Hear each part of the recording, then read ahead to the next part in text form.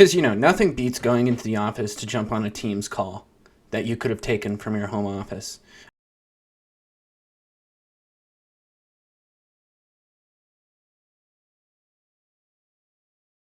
Hello everyone, I'm Seth, this is Acquired Salary. In today's video, I'm going to react to CNBC's hit piece on employees that are getting their job done.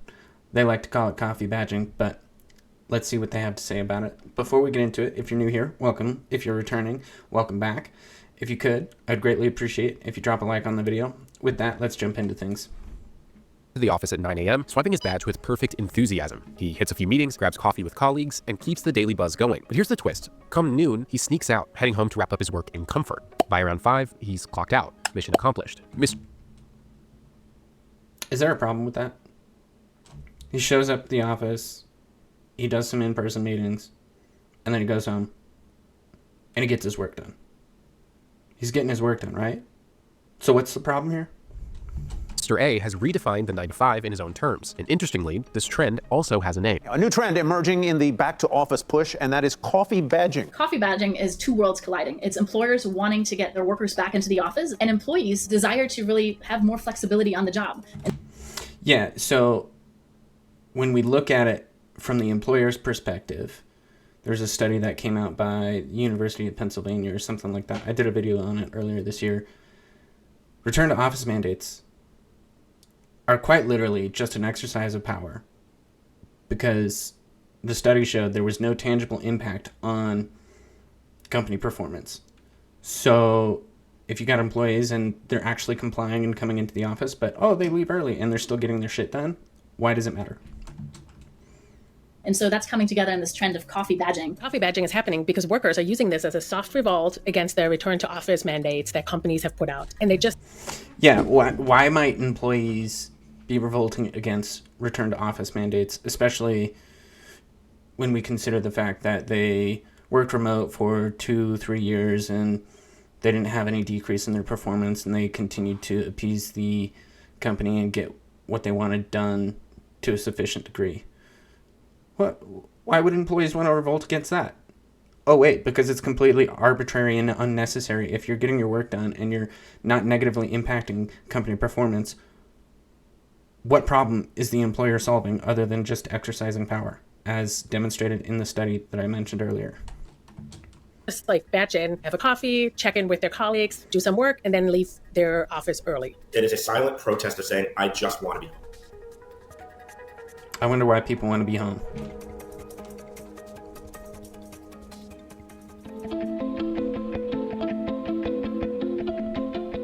Coffee badging was a term that Owl Labs coined as part of its 2023 State of Hybrid Work report. And what we found is that employees weren't necessarily returning to the office in a traditional 8 to 5 manner 5 days a week, but they were coffee badging. Some were going in just to show face, grab a cup of coffee, say hi to some of their colleagues, maybe their boss, so that they could check the box for their company's return to office mandate. Whereas others were going into the office for different periods of time, maybe Let's look back at that.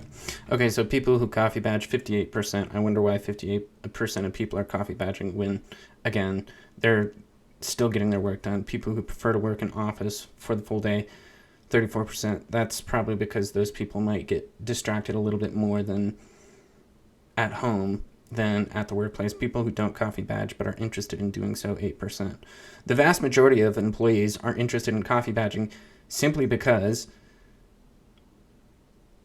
it's really just a game of politics. If you're going into the office and you're showing face and you're making those network connections so you can play the right office politics cards, then that's the major benefit of going into the office as an employee. But you can still serve that function and not have to be in office the full 8 hours. So it makes logical sense. Company's return to office mandate, whereas others were going into the office for different periods of time, maybe for reasons that the office offered them luxuries that the home environment didn't, which is access to technology, which was meeting with colleagues or being in in-person meetings. A lot of the work... Because, nothing beats going into the office to jump on a Teams call that you could have taken from your home office. Everyone loves doing that, right? Workplace trends that we're seeing right now are very much reflective of what's happening in the overall job market. The overall U.S. economy is performing well, but the job market is cooling. A closer look at the monthly job creation over the past 2 years reveals the broader trend, with the labor market adding just 227,000 jobs in November. Some experts note that workplace trends often mirror the job market. During the pandemic, when workers' demand was high. Oh yeah, that 227,000 jobs that the U.S. economy added, I think it was something like 80,000 of them were government employees, so poll workers, and those are going to be temporary jobs. So if you make the adjustment pulling out those government employees that were temporary jobs, we were actually negative in terms of job creation. So the job market is not nearly as strong as the Federal Reserve is reporting. Just a side note there. High, quiet quitting became the dominant workplace theme. But now, as the job...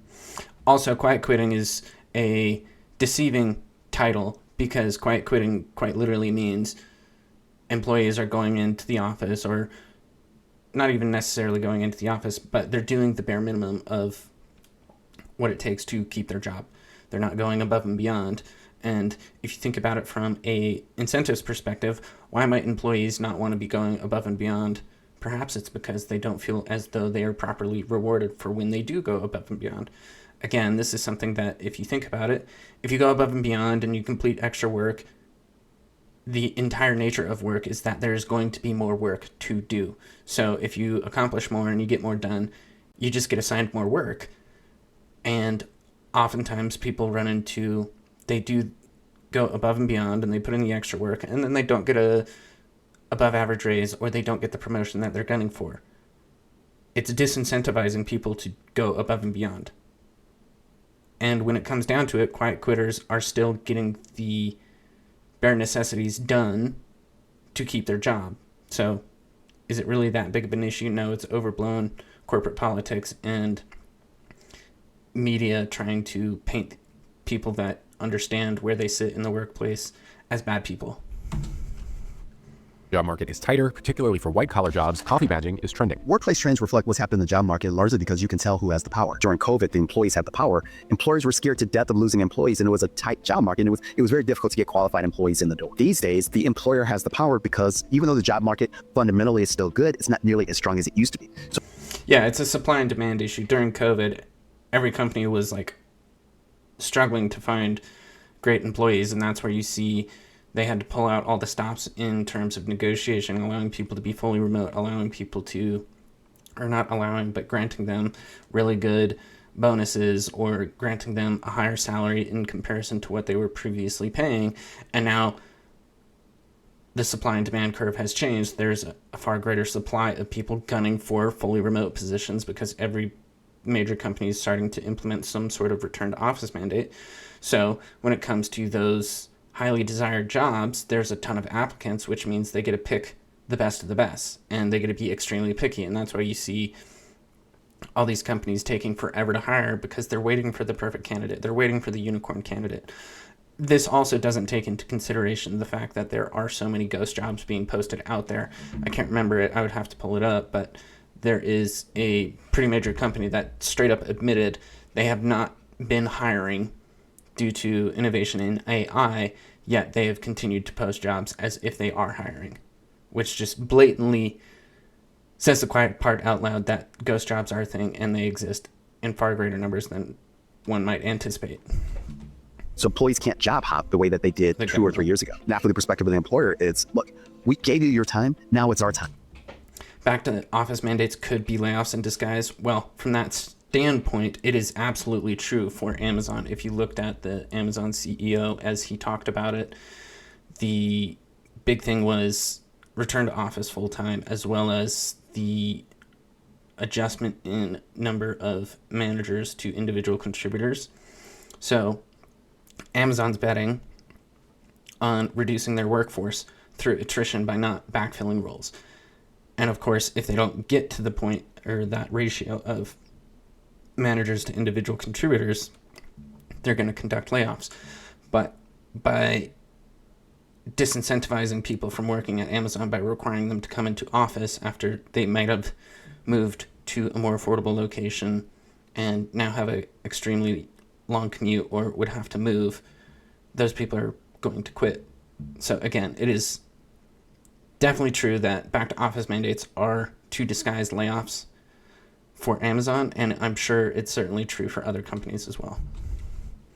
You're going to come back to the office, and if you don't like it, you can go elsewhere. Dynamics that we saw in the labor force a couple of years ago were very unusual. The issue is that we had much fewer workers, and a lot of power had really shifted towards employees and away from employers in the workforce relationship. That's one of the reasons we saw quiet quitting, because there was just a lot of demand for workers, and people weren't that worried about losing their jobs in that kind of an environment. Whereas now we have an environment that's much more balanced. Productivity has long been a contentious issue for supporters and critics of remote work, with mixed results in studies measuring its impact. For instance, October 2024 research from the Bureau of Labor Statistics found that productivity increased with the rise of remote work across 61 private sector industries from 2019 to 2021. However, a major July 2023 study by Stanford's Institute for Economic Policy Research reported that fully remote work is linked to about 10% lower productivity. Okay, so you see a 10% decrease in employee productivity when employees are going fully remote, if we're going to take this Stanford study's results. Okay, now let's just adjust for that productivity decrease in comparison to the 70s, because as we look to 1965 and the early 70s, we really see a disconnect between worker productivity and worker salary. So I can't remember the specific numbers, but it's something like productivity has increased twofold in comparison to compensation for those roles. So companies are just upset that their margins are decreasing because they're actually paying employees closer to what is commensurate with the value that they actually provide to the business. Kind of crazy, right? Well, it just goes to say that I think we should definitely let employees still work fully remote if they're still being productive and hitting their metrics and KPIs, because obviously it's not negatively impacting them. Than fully in-person work. So studies are not clear on whether remote work makes you more or less productive. There is mixed evidence there, but there are perceptions that coming together can increase productivity. The reason there's no clear answer on this one is because it's incredibly hard to measure how remote work is impacting productivity. So it really depends on the job. It depends on the skill and the task that you're trying to complete, and what industry you're in, what kind of worker you are. That makes it incredibly hard to get an exact answer to, is remote work good or bad for productivity? When I look at the relationship between at home work versus in the office work as it relates to productivity, I have a different perspective than a lot of people, because I'm not going to debate, the empirical numbers. I'm going to simply say one thing. Productivity is ultimately in the eyes of the beholder. Who has the... Exactly. Productivity is in the eye of the beholder. You can have an employee be extremely productive, but they can be extremely productive in tasks that don't drive any progress towards the company's ultimate goal or mission and vision. And then also at the same standpoint, it comes down to, if you think your remote employees are being less productive, as a manager, have you taken a step back and looked at how you've set standards and how you've emphasized the importance of certain KPIs? Because once you have the metrics and the goals clearly laid out to the employee, then it's up to the employee on if they're going to meet those expectations. Obviously, there's a fine line. If you set extremely outrageous expectations, then you're probably just using that as a way to create a performance report so you can put an employee on a performance improvement plan and eventually fire them with cause. Again, it's all in the eye of the beholder. And if you're struggling with remote employees, have you really taken a step back and made sure that you're managing your employees properly and setting clear, reasonable expectations? If not, then jumping straight to, you have to return to the office to increase your productivity it's skipping a few potential steps, in my opinion. Power. In the case of the company, if the company is paying your salary, the company is giving you a paycheck, and the company says in order to justify your productivity, you need to be in the office, you have to be in the office. The fact is that bosses like to have people on the premises. I've spent most of my career as an editor-in-chief, and I liked to have people in the office. And there's something to be said. I totally am very empathetic to the idea of culture and mentorship and creativity and all of those things. You like having people in the office so that you can walk up to their desk and chat with them. Well, there's this crazy application in the Microsoft Office called Microsoft Teams. And as manager, you can set the clear expectation, hey, if you're going to be working remote and I ping you on Teams, you better respond right away. That can eliminate that communication gap. And also, if you're not busy, we can jump on a Teams call. it's not that hard to actually manage remote employees. It's just people don't actually want to do it, or maybe they don't really know how and they think it's easier because what they know is how to manage people in person.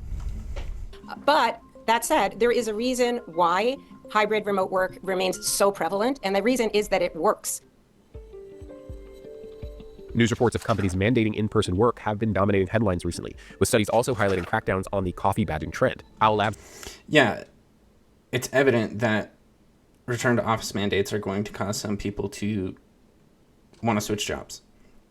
And that's obviously a risk that every company that's announced return to office mandates is willing to take because they feel so confident in the current state of the labor market, which, as we continue to see with newer and newer data each month, the labor market is weakening in terms of job creations, number of unemployed people going up.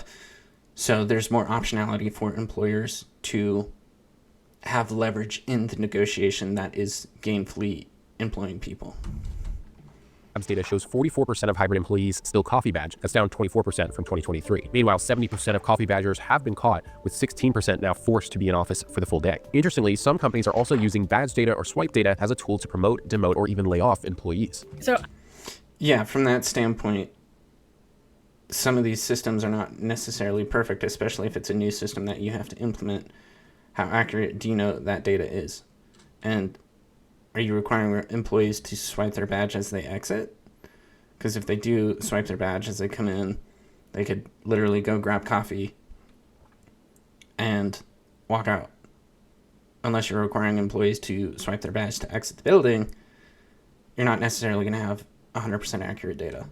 I wrote a book called The Algorithm about how AI is used in the workforce, to hire people, but also to monitor employees. And one of the folks that I talked to was an analyst at Gartner. One of the companies he was working with, what they did is they looked at we want to find the people that we haven't really promoted before. How can we do this? So this company came up with this idea to look at badge data. So the people who badged in early and badged out late, who had very long hours at the desk, were supposed to be more promotable than others. The unfortunate thing about that company was also when the pandemic hit and they started to have to do layoffs, they wanted to look at this kind of badging in, badging out data to understand who are the people that leave early, that have the fewest hours in the seats, and they were going to look at those to lay off. The push by some companies against flexible work is apparent in job postings with fewer remote roles. LinkedIn data shows flexible work stabilizing at 1 in 5 listings since November 2023, down from a peak of over 1 in 4 between October 2022 and March of 2020.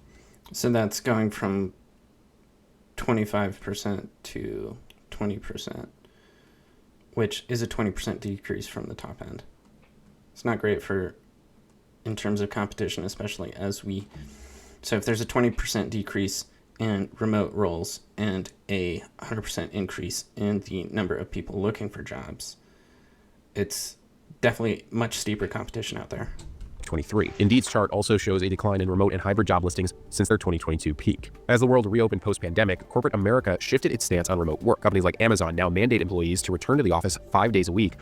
As I talked about earlier in the video, that's so that they can hide layoffs. Or risk losing their jobs. Company's cloud chief, Matt Garman, saying during an all-hands meeting that staffers who don't agree with the policy, well, they can leave. According to the transcript that was viewed by CNBC, he said the following, in quotes, if there are people who just don't work well in that environment and don't want to, that is okay. There are other companies around. There are a lot of employers, I'm saying small to mid-sized employers, who are waiting on a juggernaut like Amazon to officially go ahead and push forward with a 5-day work policy because their bank account is basically the size of a small country's economy. And this is just an Amazon attitude, is if you don't like it, go someplace else. Other employers, and I'm hearing this behind closed doors, employers are really happy that Amazon is pushing this because of Amazon. Yeah, because once Amazon does it, then they can do it.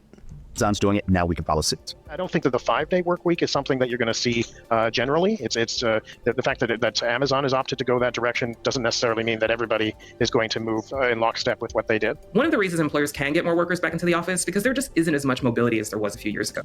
This is absolutely true. I can't remember the specific data off the top of my head, but people enthusiastic about switching jobs this past year has definitely decreased, and people's quit rate, like how often they're quitting, has decreased as well, because that indicates that they are uncertain about how easy it would be to find a different job. You don't see as many workers moving. And in fact, 2 in 5 workers tell us that they feel stuck in their job. Amazon, who's now mandating all of their employees come back 5 days a week. And employees have been up in arms. Of course, the CEO of Amazon's going to deny the back to office mandate is to hide layoffs. if he said the quiet part out loud, then obviously it would negatively impact the stock price, because that would indicate to the stock market and the market in general, hey, Amazon's not doing as hot as we thought they were. Arms about that. They don't want that. They want to keep their flexibility. It remains to be seen if this is going to have a huge ripple effect, if other employers are going to mandate the same thing. CBC reached out to Amazon regarding its 5-day office work policy. The company stated that the policy was needed to ensure that its team stays connected to invent, collaborate, and deliver the best results for its customers and business. The push against remote work isn't limited to companies. Elon Musk and Vivek Ramaswamy, co-leaders of the so-called Department of Government Efficiency, are proposing a 5-day in-office work week for federal employees, raising doubts about the future of flexible work and the coffee badging trend. Yeah, when I look... I mean, from that standpoint, I'm not usually a proponent of return to office mandates, but if it comes to the government, because of how inefficient our government is, like, just think about going to the DMV. That might not be such a bad thing. Look at the future of flexible work. Here's what I see. Depending on the industry, flexible work might be the thing to be. Actually, as I think about it more, it would be a pretty bad thing, because we need more innovative, highly proficient employees to work for the government to increase the government's efficiency. Yet, if you require a 5-day in-office work week, the people that are highly efficient and proficient in their job are going to be far less likely to apply to the government jobs. So this actually is potentially going to make things worse. Obviously, some government employees are going to quit because they don't want to go into office 5 days a week. But inherently, the A players that are going to really drive efficiency in our government are not going to accept those jobs because they can negotiate that better in the private market. You know, if you happen to work in a technological industry, you can work remotely. It doesn't necessarily require you to come in the office, versus if you're in a human resources function, if you're a warehouse function, if you're in something director of operations, that's going to force you to continue to come into work because you need to be hands-on. So what we're essentially going to see in the future is going to look a lot like the past. It's very clear when you look at the data on LinkedIn that employees prefer flexible work. So they're going to be looking for those hybrid options, those remote options, wherever they can get them. And they're going to be looking to make work for them, as they did during the pandemic. I think the coffee badging phenomenon is indicative of the type of adjustments that we're going to see going forward, as we see a normalization of the relationship between employees and employers, and expectations about whether people will be working at home or whether they'll be working in the office. So I think that it's perhaps a symptom of those types of adjustments, as workers kind of seek out what are the appropriate norms with their employers, and as employees kind of seek out just how much engagement they need with their employees to have them be productive and well connected to their enterprise. Coffee badging exists and will continue to exist because employees are looking for that level of flexibility to be able to choose the environment that allows them to be most productive. And shocker, because employees, in the vast majority of cases, don't live to work, they work to live. And if they can have a lifestyle that is more attuned to how they want to live their life, working remote, then obviously it's going to be highly desirable. it gives them the best flexibility, but it is also a way for them to be able to meet the return to office mandate that their company has. Yeah, I'm curious. What do you think? Please share your thoughts and comments in the comment section below. And if you've made it this far into the video, you may as well consider subscribing, because there's a 95% chance that you aren't. And if you do, it'll give you notifications on future videos just like this one. Until next time, thank you.